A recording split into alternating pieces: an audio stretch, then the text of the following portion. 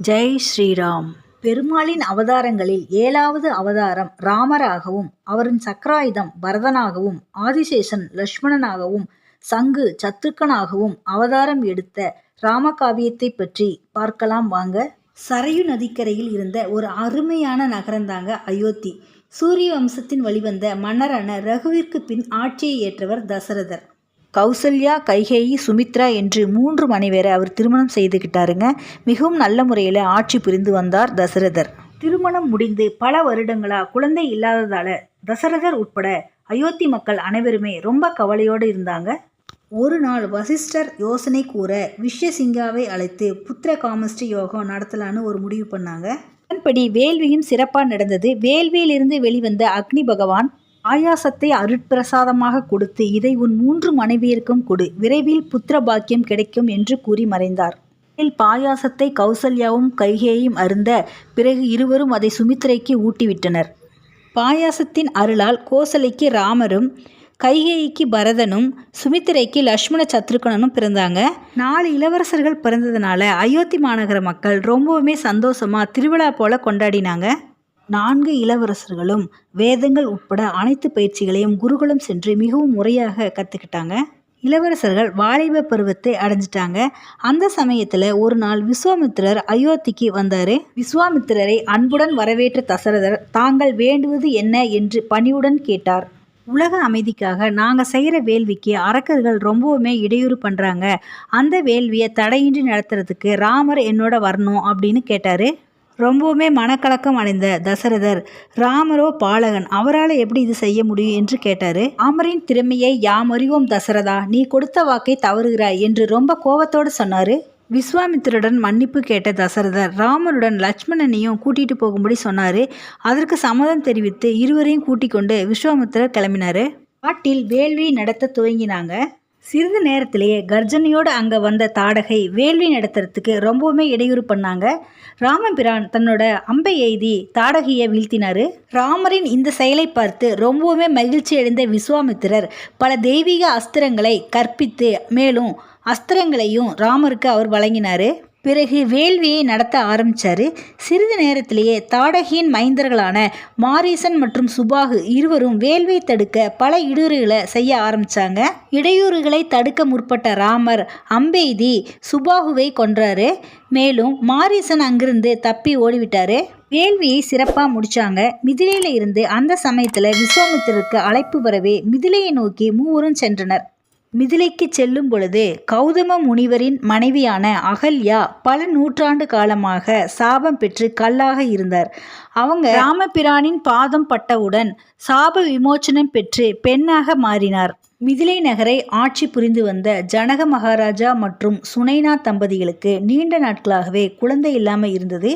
குழந்தை வரம் வேண்டி அவங்க பல தெய்வங்களை வேண்டிட்டு இருந்தாங்க. மேலும் அந்த சமயத்தில் மிதிலை ரொம்பவுமே பஞ்சத்தில் அடிபட்டு மக்கள் வறுமையில் வாடிட்டு இருந்தாங்க. அதனால் மக்களின் துயர் துடைக்க யாகம் செய்வதற்காகவும் விவசாயம் செய்வதற்காகவும் ஜனக மகாராஜா நிலத்தை உழுதாரு. அப்பொழுது நிலத்துக்கு அடியில் இருந்து ஒரு தங்கப்பேழையில் ஒரு அழகிய குழந்தை கிடைச்சது. அந்த குழந்தை தான் மகாலட்சுமியின் அவதாரமான நம்ம சீதா தேவி. 2வதாக ஜனகருக்கு ஒரு மகள் பிறந்தாங்க. அவர்களுடைய பெயர் தான் ஊர்மிளா. மேலும் ஜனகருடைய சகோதரர் ஆகிய குஜத் போஜனுக்கு 2 மகள்கள் பிறந்தாங்க. அவங்க தான் மாண்டவி மற்றும் சுதிகீர்த்தி. மிதிலை நகரில் 4 இளவரசிகள் வளர்ந்து வந்தாங்க. மிதிலை மாநகரில் சுயமரம் நடப்பதாக ஜனக மகாராஜா அறிவிச்சிருந்தாரு. அவர்களுடைய முன்னோர்களால் வழங்கப்பட்ட சிவ தனுசுவில் யார் நானேற்றாங்களோ அவங்களுக்கு தான் சீதா மாதாவை திருமணம் செய்து கொடுப்பதாக அறிவிக்கப்பட்டிருந்தது. இந்த சுயமரத்தில் கலந்துக்கிறதுக்கு பல நாட்டை சேர்ந்த இளவரசர்கள் வந்திருந்தாங்க. மேலும் இலங்காதிபதியான ராவணன் அந்த சுயமரத்தில் கலந்துக்கிட்டாரு. ராவணன் உட்பட எந்த இளவரசர்களாலையும் அந்த சிவதனுசுவை தூக்கவோ நானேற்றவோ முடியவில்லை. இந்த இடத்துல தான் முதல்ல ராவணனுக்கு தன்னோட இயலாமை காரணமாக சீதா மாதா மேல ஒரு காழ்ப்புணர்ச்சி உண்டானது. ஜனக மகாராஜாக்கு தன்னோட மகளோட சுயமரத்துல ஒரு வீரன் கூட இல்லையேன்னு ரொம்பவுமே கலக்கமாயிட்டாரு. அந்த சமயத்துல விஸ்வாமித்திரரோட இருந்த ராமபிரான் விஸ்வாமித்திரரின் ஆசி பெற்று சிவதனுசுவில் நானேற்றி அதை முறிக்கவும் செய்கிறாரு. சிவதனுசு முறிந்தவுடன் கோப கனலோடு அங்க வந்த பரசுராமர், என்னோட ஆசை பெற்ற இந்த சிவதனுசுவை முறித்த கயவன் யார் என்று கேட்கிறாரு. அப்பொழுது ராமபிரான், நான் சிவதனுசுவில் நானேற்ற முயற்சித்தேன், அது தவறுதலாக உடைந்து விட்டது, என்னை மன்னித்து விடுங்கள் என்று அவரிடம் மன்னிப்பு கேட்கிறாரு நம்ம ராமபிரான். அதனை ஏற்க மறுத்த பரசுராமர், என் கையிலுள்ள இந்த வில் என் பகவான் விஷ்ணு கொடுத்தது, இதில் நான் ஏற்றினால் நீ வீரன் என நான் ஏற்கிறேன் என்று கூறுகிறார். ராமபிரான் அந்த வில்லில் நான் ஏற்றுவதோடு மட்டுமின்றி பரசுராமருக்கு மட்டும் தன்னோட விஸ்வரூப தரிசனத்தை காட்டுறாரு. உடனே பரசுராமர் தன்னோட அகம்பாவம் அழிய ராமபிரானை அன்போடு ஏற்றுக்கொள்கிறார். மேலும் மிதிலையில் ராமபிரானுக்கு சீதா பிராட்டியும், பரதனுக்கு மாண்டவியும், ஊர்மிளாவுக்கு லக்ஷ்மணனும், சத்ருகனுக்கு சுதிகீர்த்தியையும் திருமணம் செய்து முடிக்கிறாங்க. மணமக்கள் நால்வரும் அயோத்தியை சென்றடைந்தனர். சிறிது காலம் கழித்து தசரதர் தனக்கு வயதாகிவிட்ட காரணத்தால் ராமருக்கு பட்டாபிஷேகம் செய்வதற்காக அதனை பற்றி ஆலோசிப்பதற்கு அரசவையை கூட்டுகிறார். அனைவரும் சம்மதம் தெரிவிக்கின்றனர். அரண்மனையில் ராமனுக்கு எதிராக ஒரு சதி நடக்குது. அதாவது கைகேயை திருமணம் செய்து வந்த பொழுது அவரோடு உதவிக்கு வந்த மந்திரை என்ற கூனி பரதனின் மேல் இருந்த அன்பினாலும் ராமனின் மேல் இருந்த துவேஷத்தினாலும் ஒரு சதித்திட்டத்தை தீட்டுறாங்க. பரதன் தான் அரசராக முடிசூட வேண்டும். ராமன் அரசர் ஆனால் கோசலை ராஜமாதாவாக ஆகிவிடுவார். பின்பு கைகேயி ஆகிய நீ அவருக்கு சேவகி ஆகிவிடுவாய் என்று பலவாறு கூறி கைகேயின் மனதை கலைக்கிறாங்க. ராமரின் மீது மிகுந்த பாசம் வைத்திருந்த கைகேயி சிறிது சிறிதாக மனம் மாறி, இப்பொழுது நான் என்ன செய்ய வேண்டும் மந்திரை, நீ கூறு என்று கேட்கும் அளவுக்கு வருகிறாள். அப்பொழுது மந்திரை, ஒரு போரின் போது தேர் ஓட்டி நீ தசரதனை காப்பாற்றினாய். அப்பொழுது அவர் உனக்கு 2 வரங்களை கொடுத்தார். அந்த வரங்களை இப்பொழுது கேள் என கூறினாள். தசரதன் கைகேயை பார்க்க வருகிறார். கைகேயோ தலைவிரி கோலத்துடன் இருக்கிறாள். மேலும் முன்பு கொடுத்த 2 வரங்களை இப்பொழுது தாருங்கள் என்று கேட்கிறாள். ராமன் முடிசூடக்கூடிய இந்த நேரத்தில் அந்த வரங்களை நான் மகிழ்ச்சியுடன் தருகிறேன், என்ன வேண்டும் சொல் கைகேயி என்று கேட்டார். முதல் வரம், ராமனுக்கு பதில் என் மகன் பரதன் முடிசூட வேண்டும். 2வது வரம், ராமன் 14 ஆண்டுகள் வனவாசம் செல்ல வேண்டும். இதை கேட்டவுடன் தசரதர் நிலைகுலைந்து அழுது புலம்புகிறார். முதல் வரத்தை பெற்றுக்கொள், ஆனால் 2வது வரம் வேண்டாம் கைகேயி என கெஞ்சுகிறார். இந்த வரத்தை நான் உனக்கு தருவதற்கு அன்று போரிலே நான் இறந்திருக்கலாம் என்று புலம்புகிறார். கைகேயி பிடிவாதத்துடன் ஆசை தன் கண்களை மறைக்க 2 வரங்களும் வேண்டும் என்று கேட்கிறாள். அலா துயரத்துடன் வேறு வழியின்றி சம்மதிக்கிறார் தசரதர். தாயின் கட்டளையை மனமூந்து ஏற்கிறார் ராமபிரான். அவருடன் சீதா பிராட்டியும் லக்ஷ்மணனும் காட்டிற்கு செல்ல தயாராகின்றனர். என் உயிரில் கலந்த என் ராமா, நீ என்னை விட்டு பிரிந்தால் நான் எப்படி உயிர் வாழ்வேன், என்னை விட்டு போகாதே என்று கதறி கதறி அழுகிறார். அயோத்தி மாநகர் முழுவதும் கண்ணீர் வெள்ளம் கரை புரண்டது. மக்கள் பலர் ராமருடன் புறப்பட்டனர். ஓரிடத்தில் மக்கள் அனைவரும் உறங்கிக் கொண்டிருக்கும் பொழுது சுமித்திரரிடம் கூறிவிட்டு ராமபிரான் சீதா பிராட்டியும் லக்ஷ்மணனையும் கூட்டிக் கொண்டு குகன் உதவியுடன் ஓர் படகில் கிளம்பினார்.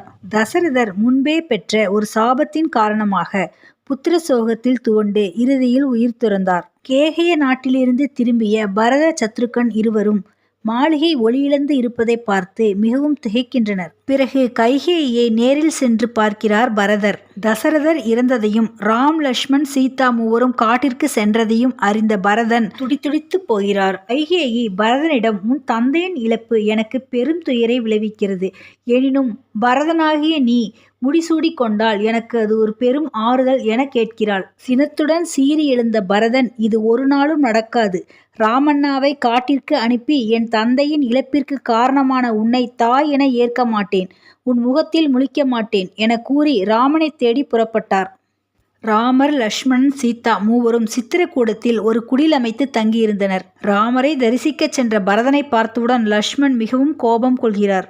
பிறகு பரதனை புரிந்து கொள்கிறான். பரதன் ராமரிடம் தந்தை இறந்ததை கூறி மேலும் அயோத்தி வந்து ஆட்சி பொறுப்பை ஏற்க வேண்டும் என கூறுகிறார். சகோதரர் 4வரும் சேர்ந்து தசரதருக்கு ஈம காரியத்தை செய்கின்றனர். மேலும் ராமர், பரதா, நான் அயோத்திக்கு வர முடியாது. நான் தந்தைக்கு கொடுத்த வாக்கை காப்பாற்றியாக வேண்டும். நீ சென்று அயோத்தி மக்களை பார்த்துக்கொள் என கூறுகிறார். பரதனோ, ராமர் இல்லாமல் நான் அயோத்தி செல்ல மாட்டேன்.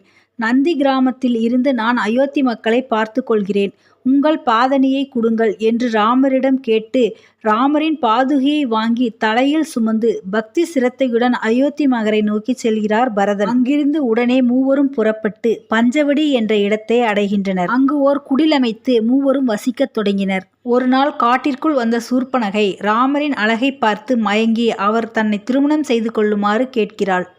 நான் ஏகபத்னி விரதன், திருமணமானவன், என் தம்பி லக்ஷ்மணனை போய் கேள் என்று கூறுகிறார். ராமர் லக்ஷ்மண் இருவரும் மறுக்கவே சூர்ப்பனகை சீதையை பார்த்து கோபத்துடன் கத்துகிறாள். இதை பார்த்த லக்ஷ்மணன் கோபத்துடன் தன் கையில் உள்ள கத்தியால் சூர்ப்பனகையின் மூக்கை அறுக்கிறார். மேலும் சூர்ப்பனகையின் சகோதரர்களாகிய கரதூசன் இருவரையும் வீழ்த்தினார். நடந்த பிரச்சனைகள் அனைத்தையும் ராவணனிடம் சென்று சொல்கிறாள் சூர்ப்பனகை.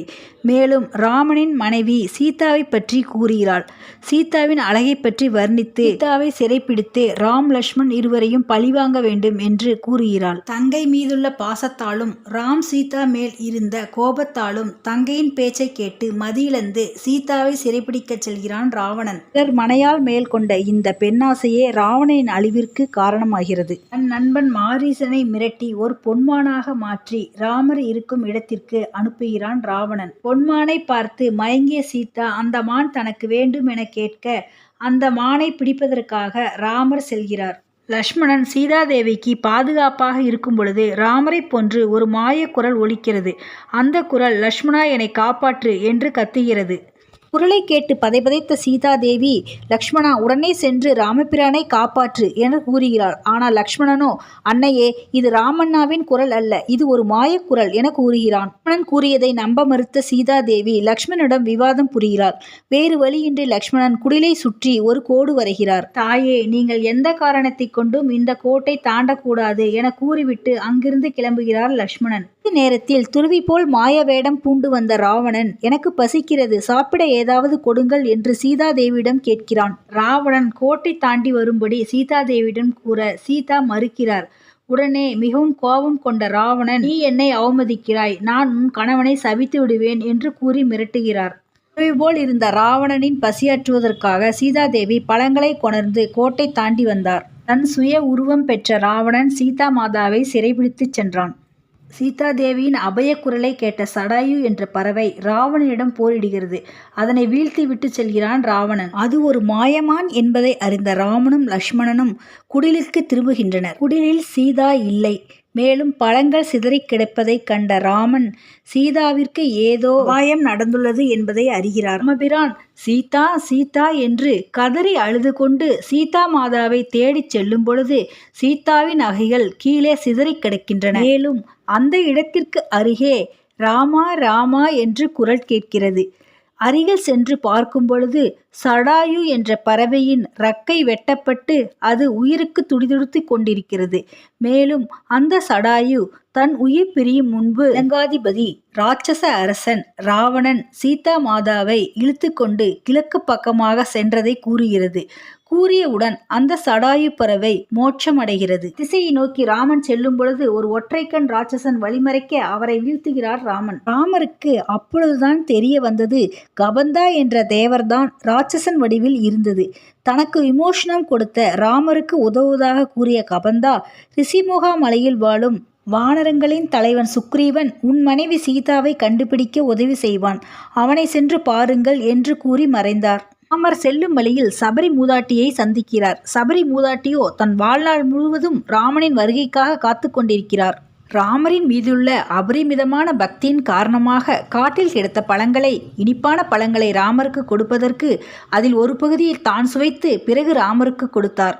ரிஷியமுகா மலை சென்று சுக்ரீவனை சந்திப்பதற்கு உண்டான உபாயங்களை கூறிவிட்டு பிறகு சபரி மூதாட்டி மோட்சம் அடைந்தார். முகாமலையில் முதலில் அனுமனை சந்திக்கிறார் ராமபிரான். அண்ணலை பார்த்தவுடன் அனுமன் ஆனந்த பக்தி வெள்ளத்தில் மூழ்கி திளைக்கிறார். சுக்ரீவனை சந்திப்பதற்கு அழைத்துச் செல்கிறார் அனுமன். மேலும் சுக்ரீவன் தன் அண்ணன் வாலி கிஷ்கிந்தியை விட்டு தன்னை விரட்ட நினைப்பதாகவும் வாலியை வென்ற பிறகே ராமருக்கு தான் உதவ முடியும் என்பதை கூறுகிறார். ராமபிரான் நீ என் மனைவியை காப்பாற்ற உதவ வேண்டும், வாலியிடமிருந்து நான் உன்னை காப்பாற்றுகிறேன் என கூறுகிறார்.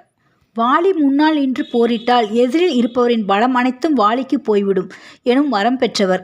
மேலும் இருவரும் உருவ ஒற்றுமையில் ஒரே மாதிரி இருப்பதால் சுக்ரீவன் கழுத்தில் ஓர் மலர் மாலையை அணிவித்து வாலியுடன் போர் புரிய அனுப்பி வைத்த ராமபிரான் அம்பெய்தி வாலியை வதைக்கிறார். ராமருக்கு கொடுத்த வாக்கை மறந்து சுக்ரீவன் சிற்றின்பத்தில் திளைத்து கிடக்கின்றான்.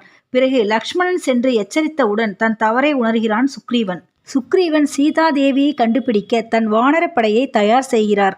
அப்பொழுது சம்பதி என்ற கழுகு ராமரை சந்திக்கிறது. சடாயுவின் சகோதரர் ஆகிய அது சீதா இலங்கையில் அசோகவனத்தில் இருப்பதை கூறுகிறது. இலங்கையை அடைய கடலை கடந்துதான் செல்ல வேண்டும், பறந்துதான் போக வேண்டும். அது யாரால் முடியும் என யோசிக்கும் பொழுது ஜாம்பவான் கூறுகிறார், அனுமனால் மட்டுமே அது முடியும் என்று.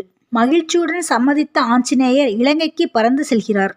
அசோகவனத்தில் உள்ள சீதா மாதாவை ராவணன் தன்னை மணக்குமாறு வற்புறுத்தி கொண்டிருந்தான். ஆஞ்சநேயர் சீதா மாதாவை சந்திக்கிறார்.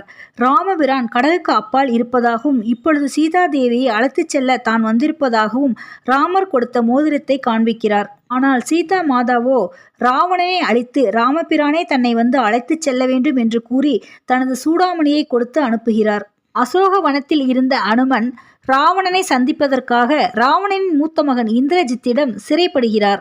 ராவணனை சந்தித்த அனுமன் ராமனை பற்றி கூறி ராவணனை எச்சரிக்கிறார். ஆனால் அவமதித்த ராவணன் அனுமனின் வாளில் தீ வைக்கிறார். அந்த தீயினால் பாதி இலங்கையை அழித்த அனுமன் பிறகு ராமனை தேடி செல்கிறார். ராமனை சந்தித்த அனுமன் கண்டேன் சீதையை என கூறி சீதா தேவியின் நிலையை விளக்கி சூடாமணியை கொடுக்கிறார். இலங்கையில் ராவணனின் தம்பி விபீஷணர் மிகவும் நல்லவர். ராமபிரான் அவதார புருஷன் எனவும் நீங்கள் செய்த தவறை கூறி ராவணனிடம் மன்னிப்பு கேளுங்கள் என்றும் ராவணனிடம் கூறுகிறார். ஆனால் அதை ஏற்க மறுக்கிறான் ராவணன். விபீஷணன் ராமரை வந்து சந்திக்கிறான். ஐயனே, நான் உங்களுக்கு உதவுகிறேன் என கேட்க சுக்ரீவன் உட்பட சிலர் அவரை நம்ப மறுக்கின்றனர். ஆனால் ராமரோ விபீஷணரின் பக்தியை இவருக்கும் புரிய வைத்து தங்களுடன் சேர்த்து கொள்கிறார். இலங்கைக்கு செல்லும் உபாயத்தை கூறுங்கள் என்று கேட்கிறார். விபீஷணர் சாகரா சமுத்திரங்களின் தலைவன், அவரிடம் உதவி கேட்கலாம் என கூறுகிறார். சாகரா கூறுகிறார், உங்கள் கூட்டத்தில் உள்ள வானரங்கள் ஆன நலன் நீலன் இருவரும் கட்டுமான தொழிலில் வல்லவர்கள், அவர்களை வைத்து என்மேல் பாலம் கட்டி செல்லுங்கள் என்று கூறுகிறது. அதன்படி பாலம் அமைக்கப்படுகிறது. கற்களின் மேல் ராமா என்று எழுதி கடலில் போட்டவுடன் அனைவரும் அதிசயிக்கும் வகையில் கற்கள் மிதக்கத் தொடங்கின. பாலம் உருவாக்கப்பட்டது. இறுதியாக சுக்ரீவனின் மகன் அங்கதன் ராவணனை பார்த்து எச்சரிக்கிறார். ஆனாலும் ராவணன் ஏற்கவில்லை. போருக்கு தயாராகிறார். போரில் முதலில் கும்பகர்ணனை வீழ்த்துகிறார் ராமபிரான். பிறகு போரில் லக்ஷ்மணன் இந்திரஜித்தால் மூர்ச்சையாகிறார். அவரை காப்பாற்ற சஞ்சீவி மலையை அனுமன் தூக்கி வருகிறார். பிறகு லக்ஷ்மணன் நினைவு திரும்பி போரிட்டு இந்திரஜித்தை கொல்கிறார். இறுதியில் போர்க்களம் புகுந்தான் ராவணன். முதலில் ராமர் விட்ட அம்பு ராவணனின் தலையை கொய்கிறது. ஆனால் அந்த கொய்த இடத்தில் 10 தலை புதிதாக முளைக்கிறது. விபீஷணர் கூற ராவணனின் உயிர் வயிற்றுக்கு கீழே இருப்பதை உணர்ந்த ராமபிரான் தன் சக்கராயுதத்தால் ராவணனை வீழ்த்துகிறார். வீழ்ந்தான் இலங்கை வேந்தன். ராவணனின் உயிர் பிரியும் முன்பு லக்ஷ்மணனை அனுப்பி ராமபிரான் ராவணனிடம் உபதேசம் பெறுமாறு கூறுகிறார். ராவணன் கூறிய உபதேசம் உலக மக்கள் அனைவருக்கும் ஏற்றது. ராவணன் கூறிய உபதேசம், நல்ல செயல்களை உடனே செய்ய வேண்டும், தீய செயல்களை செய்யக்கூடாது, அல்லது முடிந்தவரை காலம் தாழ்த்தி செய்ய வேண்டும். 2வது உபதேசம், எதிரியை குறைத்து மதிப்பிடக்கூடாது. 3வது உபதேசம், எதிர்காலத்தில் நடப்பது நமக்கு தெரியாது, ஆகையால் ரகசியங்களை வெளியே சொல்லக்கூடாது. இறுதியில் விபீஷணர் இலங்கையின் மன்னராக முடிசூட்டப்பட்டார். கிஷ்கிந்தைக்கு சுக்ரீவன் மன்னராக முடிசூட்டப்பட்டார். அசோகவனத்தில் சீதா மாதா அக்னி பரீட்சையை மேற்கொண்டார். இறுதியில் புஷ்பக விமானத்தில் ராமர், சீதா, அனுமன், லக்ஷ்மண் ஆகியோர் அயோத்தி வந்தடைந்தனர். ராமபிரான் அயோத்தியின் மன்னராக முடிசூடப்பட்டு இனிதே ராமராஜ்யம் நடந்தது. இந்த ராம காவியத்தை கேட்ட அனைவருக்கும் ராமரின் அருளால் எல்லா நலன்களும் கிடைக்கப் பெறட்டும். அடுத்த பதிவில் ராமர் சீதாவின் மகன்களான லவன், குசன் இருவரை பற்றிய பக்தி கதைகளை பார்ப்போம். இந்த ராமகாவியம் உங்களுக்கு பிடிச்சிருந்ததுன்னா உங்கள் ஃப்ரெண்ட்ஸ்க்கெல்லாம் ஷேர் பண்ணுங்கள், லைக் பண்ணுங்கள். உங்களோட ஐடியாஸ் ஏதாவது இருந்ததுன்னா கமெண்ட்ஸ் பாக்ஸில் சொல்லுங்கள். தேங்க்யூ. Meet again.